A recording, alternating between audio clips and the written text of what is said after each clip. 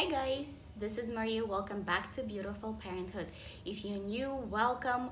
I film lots of videos based on Montessori approach, modern day parenting, open-ended toys. I do lots of activities with our children because we don't have a TV at home. And also I do lots of lifestyle videos that cover fashion, room tours, and all those fun things. So if you love this video, make sure you give me a thumbs up and subscribe to my channel. And now let's get to it. 5 easy ways to introduce Montessori at home that will be fit for your lifestyle, and also 2 reasons why I don't follow the approach completely. So the very first principle to create a Montessori inspired environment in your house is the environment itself. The best way to judge if your house is set for the child is to sit in the middle of the room and spin around, and you will see what your child sees on a day-to-day basis. And one of the things that Marie Montessori wrote in her own handbook was that all the furniture in the child's environment should be light so the child can move it when they need to. All the materials should be accessible. One of the essential pieces of furniture in the study room for a child is the low cupboard where the materials are presented and the child can work on top of them with easy access, which promotes independence and self-reliance. And I will talk about those as well. But to put it in Marie Montessori's own words, environment in which the child may be given the opportunity of developing his activities. It is an organized environment in which children are free to explore materials. It is adapted to the children and not the adults.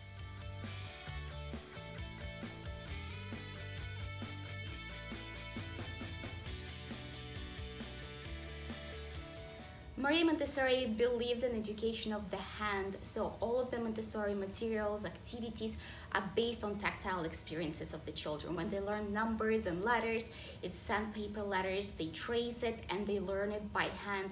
Actually, that supported by many studies telling us that our body has a muscle memory, so once you trace something multiple times, your body will actually recall it. And in other ways for the child to learn, they have to experience, they have to do it themselves. The teacher's job is not to tell the child how to do it, but to show it and lead by example. And a lot of the Montessori materials are self-explanatory and self-corrective. And as an example, I will show those knob cylinders, which are exactly the same in diameter, but they're different depths. So my 19 months old loves figuring those out, and I let him do it by himself because, well, if he messes it up, it's completely obvious and he can figure it out on his own. I want to help you. So this one is one of the most important to me personally, is the practical life. And basically what it means is involving your child in your everyday life and letting them practice their skills instead of distracting them. For example, if I'm offloading the washer into the dryer, my 19-month-old is right there by my side helping me to load the laundry. Scarlett was helping me wash the dishes since she was 15 months old. And the reason why they do it is not because you make them do it. They actually love participating and feeling like they can contribute to a family life, which gives the children so much confidence. I hear from my daughter so frequently, I want to do it myself. Let me help you. And that just fills my heart with joy, that because I feel like my job as a parent is to teach them how to do things for themselves versus doing it for them. One of the things that has been absolutely awesome for us to introduce more practical life is the kitchen helper chair. I filmed the whole DIY video on my channel. It's one of my top videos. I'll link it for you guys below. But it's indispensable in our kitchen. We use it every day with both children. We actually need a second one because baby Justin loves it so much. Another way to help your child to introduce practical life and care of environment, which is a big part of it, is to create a planter in your backyard or just a little garden where your child can plant the seeds and watch them grow. Water them, whether it's flowers, whether it's herbs, wherever it is that your child loves. You can create a butterfly garden. There's so many ways to teach your child about the environment. Let them dig in dirt, let them look at the worms and bugs. That's how they learn. That's actually the foundation for sciences and understanding how the world around them works. This next one is probably one of the principles that where Montessori approach is so different from like a traditional schooling, is you are sensitive to the child's sensitive periods, as Marie Montessori called them. By sensitive periods is basically when your child is so immersed into doing something that they constantly are doing it. And the reason they do it is because they're perfecting that specific task. Baby Justin, you probably have noticed that if you're a subscriber of mine, have been doing the posting from about 12 months up until very recent, and he just moved on to pouring. All he wanted to do is thread things on, put the objects in a hall with multiple activities and ways that I gave him an opportunity to do it. Now he moved on to pouring.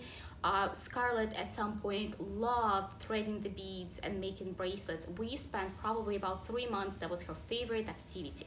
Now what she's doing, because she had a little bit of a challenge with her pinch grip and like being able to hold the pencil. She's 3.5 now, so she has the right grip at this very moment, and she's all about pretend writing her name. She can't really write it yet, but she holds the pen the right way and she sits there and she works on it and she asks to work on it. So be sensitive to whatever your child is into at this very moment. Don't try to distract them. Let them perfect it. That's their way to learn. I feel like free play is misunderstood by so many parents. A lot of the times when I talk to others and say, oh, my kids are in Montessori school, I hear in return, oh, my child needs structures. He can't do this kind of free play stuff. And I think people imagine a Montessori classroom as a free-for-all, where when you actually go into a Montessori classroom, it's a jaw-dropping experience. Every child is busy doing their things. They're all respectful of each other's space. Nobody's snatching the materials. It's so quiet, so peaceful, such a nurturing environment for a young child. And what free play basically means is that the materials are presented for a child to be reached at their own pace and their own freedom, and then the child is free to put it back at any time. They're not presented in a specific order like you would have it in like school with a curriculum. Montessori school still has the curriculum. Kids are still reading. They're just exposed to all of those things at their own pace and level. And again, if you have never done a Montessori classroom tour, I so recommend it. Montessori is absolutely beautiful concept, but there is 2 reasons why I personally don't follow the approach completely. And my number 1 reason is creative imaginative play. In Montessori approach is very realistic and based on the practical life, and a lot of the times materials are intended to be used a certain way with certain steps, where I feel like if you want to pretend that it's food, well, pretend. I have also lots of materials for creative and imaginative play in our playroom. I actually did a playroom tour, so I'll link it for you guys below and on the screen. Check it out. So yeah, I have no problem with my children going to Disney World on holidays and experiencing Mickey's Very Merry Christmas. We also don't do TV, but we have once a week we have a movie night in our playroom, and I also have no problems with my children watching Disney cartoons, where in Montessori you actually don't read them fairy tales, you don't expose them to creation of the imagination of the adults up until the age of 6 or 7. And another reason why I don't follow Montessori approach 100%, I find it somewhat rigid, and a lot of people that follow it 100% are a little bit of judgmental towards those who incorporate it. I feel like if you incorporate these amazing principles and give your child independence, freedom, you promote self-reliance, you are doing such a great service to your child. So if you don't follow the approach completely, it's up to you. I think you're a great parent. I think there is so many ways to parent with full heart, and there is not only one way. It's just a set of principles for me personally versus the way of living. Love this video, give me a thumbs up if you did, subscribe to my channel. I post lots of videos of this kind, also activities, STEM activities, creative development for your children.